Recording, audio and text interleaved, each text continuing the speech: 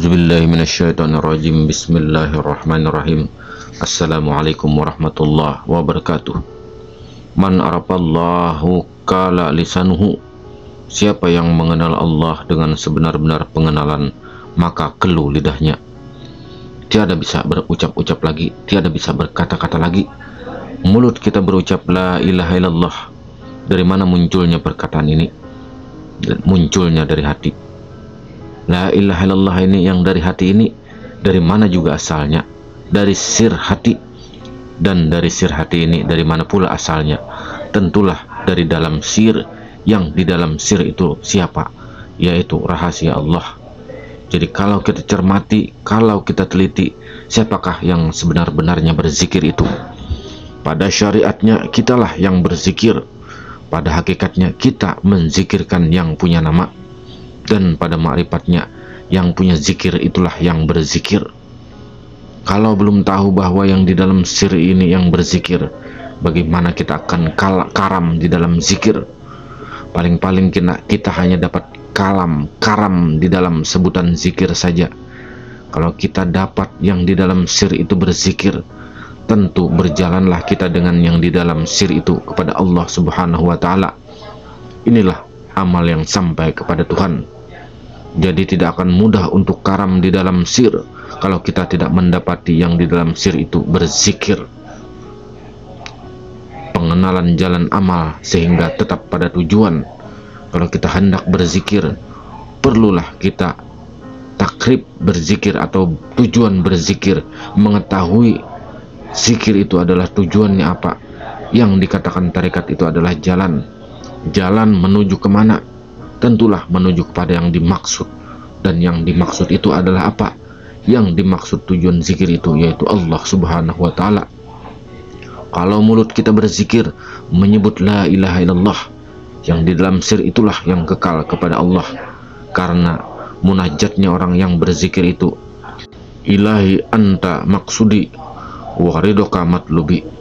Tiada yang kumaksud, hanya engkau ya Allah. Kalau sudah Allah yang kita maksud, untuk apa terpengaruh dengan yang dipandang-pandang di dalam zikir? Kalau terpengaruh dengan yang terpandang-pandang ketika berzikir, berarti kita sudah menyimpang dari maksud semula. Karena mestinya munajat kita hanya kepada Allah Subhanahu wa Ta'ala. Allah itu sudah pasti, laisa kamitslihi syai'un. Apapun yang kita pandang-pandang itu bukan, yang kita pikir-pikirkan itu bukan. Bukan di kiri, bukan di kanan, bukan di atas, bukan di bawah. Laisa kamitslihi syai'un. Biar surga sekalipun yang dipandangkan itu tetap bukan yang laisa kamitslihi syai'un. Orang yang tidak bermaksud kepada selain Allah tidak akan terpengaruh dengan itu. Jadi dalam beramal ibadah apa saja, ta'rif tujuan itulah yang kita pegang, bukan zikirnya yang kita pegang. Ta'rifnya itu yang telah kita pegang. Tujuan berzikir itu apa? Itulah yang kita pegang. Kalau sudah pada Allah saja tujuan zikirnya, mestinya tidak mungkin ada orang berzikir sampai di luar mabuk, telah mabuk, bahkan pingsan, karena Allah tidak bersifat zalim. Jangan sampai kita banyak berzikir lalu malah timbul kelainan jiwa. Munajat itulah niat ikhlas orang yang berzikir, tidak ada maksud kepada selain Allah. Kalau tidak paham tentang munajat dan takrib zikir, boleh saja dimabukkan oleh zikir, asik kepada yang bukan dimaksud semula. Kalau hal yang bukan Allah sudah masuk ke dalam badan, inilah yang terjadi, yaitu penyakit. Musyahadah, zikir itu untuk mendapatkan musyahadah. Kita musyahadah untuk mendapatkan fana billah, untuk mendapatkan baqa billah. Kalau sudah baqa billah, tidak ada lagi fana, karena fana itu awalnya daripada baqa. Kalau sudah dapat baqa, tidak ada lagi fana. Kalau sudah dapat fana, tidak ada lagi musyahadah. Kalau sudah dapat musyahadah, tidak ada lagi zikir. Inilah yang disampaikan di awal tulis, di awal cerita ini, kisah ini, bahwa zikir itu bukan sampai banyak, melainkan sampai keluh, sampai tiada kita berucap-ucap lagi. Sebetulnya jalan yang sampai kepada Allah itu ada 4, yaitu syariat, kenyataan yang diadakan Allah, berlaku pada anggota zahir, yaitu berupa perintah, amar, dan larangan nahi. Tarekat, jalan yang menyempurnakan syariat, berlaku pada hati. Contoh adalah mulut berkata merah, Hati harus yakin bahwa barang yang disebut itu benar-benar berwarna merah. Inilah yang disebut menyempurnakan syariat.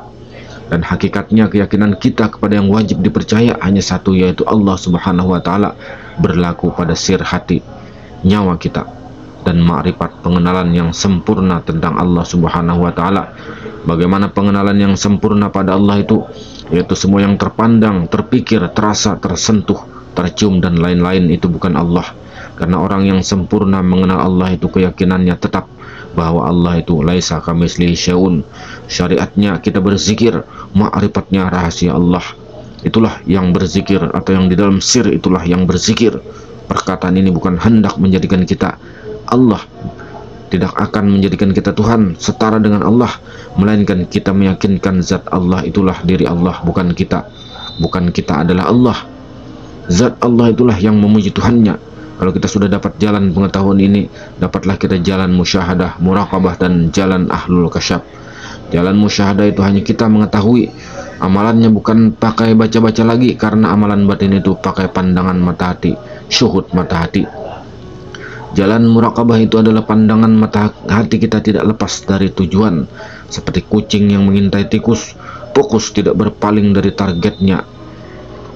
Jalan ahlul kasab ini tidak cukup dengan paham saja, melainkan harus dengan bimbingan khusus, seperti kita membimbing bayi sampai dia balik. Kita melihat tulisan, sebenarnya yang kita lihat kertas putih, tetapi yang tampak tulisannya. Justru karena melihat kertas putih itulah kita dapat melihat tulisan. Coba andai kertas putih itu terbuka, masuklah ke kertas putih itu, akan nampak semua tulisan. Ini baru mukaddimah soal kasyaf. Zikir yang mengesahkan Allah sampai keluh. Zikir itu bukan sampai banyak, melainkan sampai keluh. Bagaimana caranya? Katakanlah kita hendak berzikir dengan pujian subhanallah sebanyak 5.000 kali. Belum sampai 2.000, mulut, lidah sudah letih. Lama-lama zikir pindah ke hati. Belum sampai 3.000 hati pun letih. Zikir pun pindah ke sir hati. Belum sampai 4.000 sir hati berhenti sendiri, lalu di dalam sir yang berzikir. Itulah keluh, itulah zikir berjalan sendiri. Kalau zikir sudah berjalan sendiri, tidak dapat kita hitung lagi, tidak terhingga jumlah pujiannya. Kalau berzikir pakai tasbih sampai pecah, tetap kalah jumlah hitungannya dengan zikir kaum arif billah. Tapi tidak akan dapat berzikir berbunyi sendiri kalau kamu tidak tahu memasang rukun kolbi, diam hakikat yang berlaku dalam segala bentuk ibadah di dalam Islam. Berzikir-zikir tanpa diam, tanpa tujuan yang benar, itulah yang membuat ahli zikir jadi menyimpang pada pemikirannya dan tingkah lakunya. Ucapkanlah kalimah-kalimah zikir atau wirid itu tanpa terputus. Ucapkanlah secara bersambung dalam satu tarikan napas. Begitu napas habis, ulangi lagi ucapan secara bersambung seperti sebelumnya. Zikir yang benar mengesahkan Allah, meski jumlah bacaannya banyak, Allahnya tetap tunggal. Allahu, Allahu, Allahu.